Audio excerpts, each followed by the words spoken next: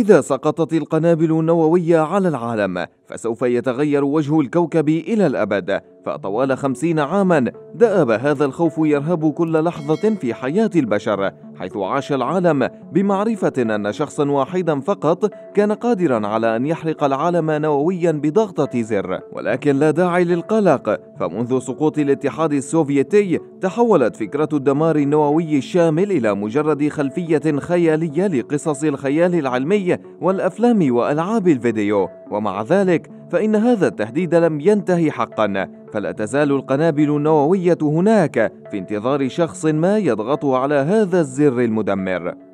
أجرى العلماء اختبارات وعمليات محاكاة لفهم كيف ستكون الحياة بعد سقوط القنابل النووية على الأرض، وجدوا أن بعض الناس قد يبقون على قيد الحياة، ولكن الحياة لن تكون هي نفسها في هذا العالم المدمر، ولكنها ستتغير بالكامل. سقوط المطر الأسود. بعد لحظات من القصف بالقنابل الذرية سوف يسقط مطر أسود قاس، ولن يكون على نمط قطرات المطر الصغيرة التي تزيل الغبار وتطفئ اللهب، ولكنها ستكون قطرات غليظة سوداء ولها قوام كقوام الزيت وقد تتسبب في قتلك. ففي هيروشيما وبعد إلقاء القنبلة النووية بدأ المطر الأسود في السقوط بعد 20 دقيقة من انفجار القنبلة، وتلك الأمطار غطت مساحة حوالي 20 كيلومترا، حيث غطى هذا السائل الأسود الكثيف أرض المدينة، وكان بإمكانه قتل أي شخص يلمسه بسبب احتوائه على قدر كبير من الإشعاع الذي يزيد ب100 مرة عن الإشعاع الموجود في مركز الانفجار. في هيروشيما كانت المدينة تحترق بالنيران الغاضبة التي تلتهم الأكسجين في طريقها، والناجون كانوا محاصرين بالنيران وكانوا يموتون بالفعل من العطش بينما يكافحون للخروج من اللهب الذي يأكلهم ببطء، فأصبحوا يائسين للغاية لدرجة شربهم لذلك السائل الأسود الغريب المتساقط من السماء. ولكن كان في هذا السائل ما يكفي من الإشعاع القادر على التسبب في تغييرات في دم الشخص، كان قويا بما فيه الكفاية لدرجة أن آثار هذه الأمطار ما تزال موجودة حتى وقتنا هذا في الأماكن التي هبطت فيها. ويعتقد العلماء أن ذلك سيحدث مرة أخرى إذا سقطت قنبلة نووية على مكان ما في هذا العالم.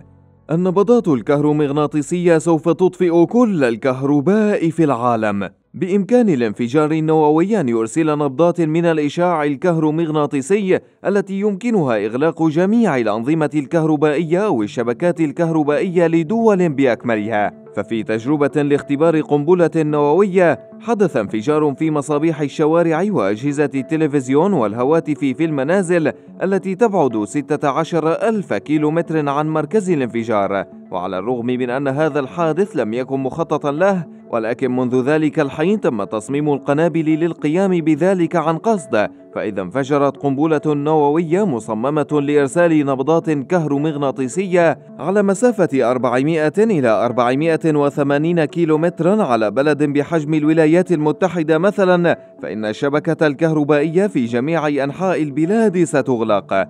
لذا بعد سقوط القنابل ستنطفئ الأنوار ولن تعمل أي أجهزة كهربائية، سيتم مسح البيانات الموجودة على كل جهاز كمبيوتر، والأسوأ من ذلك أن مرافق معالجة المياه ستتعطل وسوف نفقد مياه الشرب النظيفة.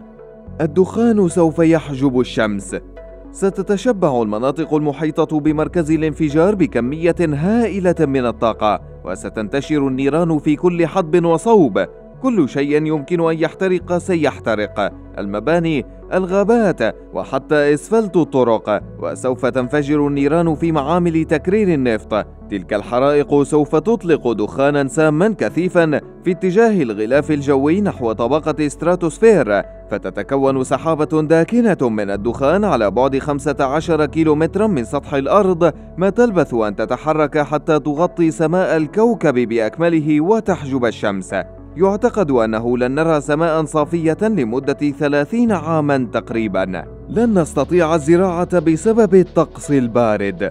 مع اختفاء ضوء الشمس ستنخفض درجة الحرارة، وإذا كان التدمير عالميا فمن المتوقع أن تنخفض درجة الحرارة عالميا بنسبة تصل إلى 20 درجة مئوية. ويمكننا أن نتوقع مرور السنة الأولى بعد الانفجار النووي بدون فصل الصيف. ستكون الزراعة مستحيلة في تلك الظروف الباردة، وستعاني حيوانات العالم من الجوع حتى الموت، بينما يهلك ما تبقى من النباتات. ولكن الأمور سوف تهدأ قليلا، وستعود درجات الحرارة إلى طبيعتها بعد حوالي 25 سنة تقريبا. طبقة الأوزون. إذا عادت الحياة إلى طبيعتها فلن تعود بالكامل، فبعد مرور عام من سقوط القنابل النووية ستبدأ طبقة الأوزون بالتمزق، وهذا سيكون مدمرا بالطبع. حتى في حالة نشوب حرب نووية صغيرة يمكننا أن نتوقع أن يتم تدمير ما يصل إلى 50% من طبقة الأوزون جراء ذلك. سوف يتعرض العالم للهلاك بسبب الأشعة الفوق بنفسجية. سيموت النبات في جميع أنحاء العالم، وستعيش الكائنات الحية التي بقيت على قيد الحياة بطفرات جينية نتيجة التغير الذي سوف يحدث في حمضها النووي. الموت جوعاً.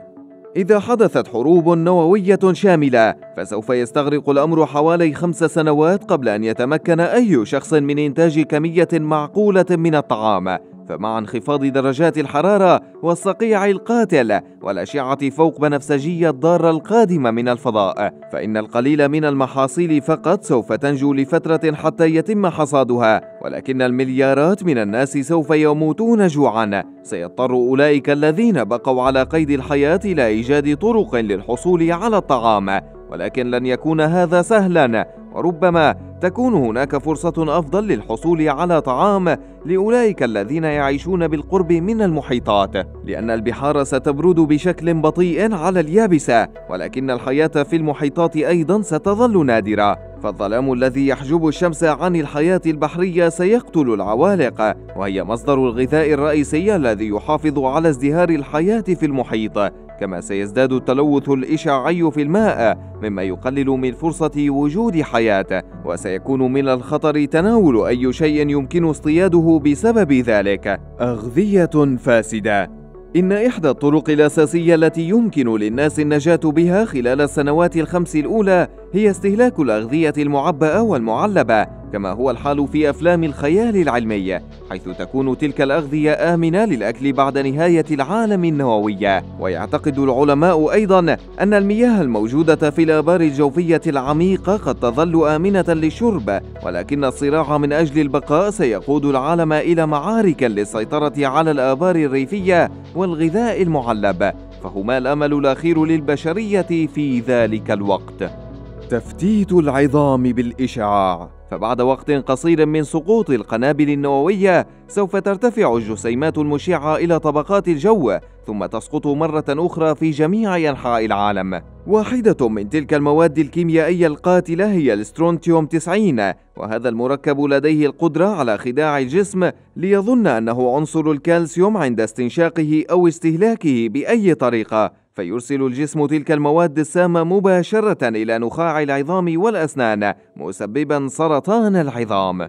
عواصف بلا حدود. خلال أول 2 أو 3 سنوات من فترة الظلام والصقيع يمكننا أن نتوقع أيضا حدوث عواصف لم نشهدها من قبل. فالحطام النووي الذي صعد إلى طبقة ستراتوسفير لن يمنع فقط ضوء الشمس، بل سيؤثر أيضا في الطقس، وسوف يغير كيفية تشكل السحب مما يجعلها أكثر قابلية لإنتاج المطر. ويمكننا أن نتوقع سقوط مطر شبه دائم على الأرض خلال العواصف الشديدة، ولكن الأمور ستكون أسوأ في المحيط، وذلك لأن درجات الحرارة على الأرض تنخفض بمعدل أسرع، بينما ستستغرق المحيطات وقتا أطول حتى تبرد وستظل دافئة نسبيا، مما يتسبب في حدوث عواصف هائلة على طول سواحل المحيط، وأعاصير سوف تعيث فسادا في سواحل العالم، وسيستمر غضبها الجارف لسنوات.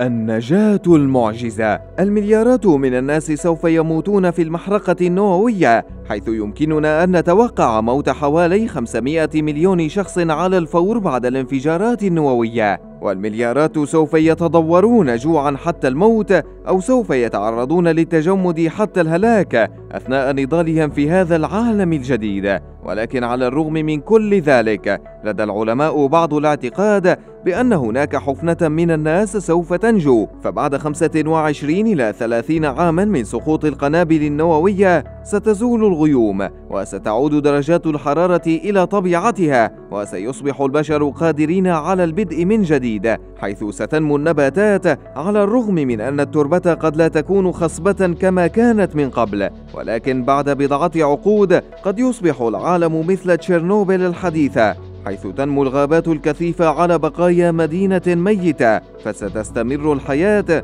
وسيعيد الناس بناءها، لكن العالم لن يكون هو نفسه مرة أخرى.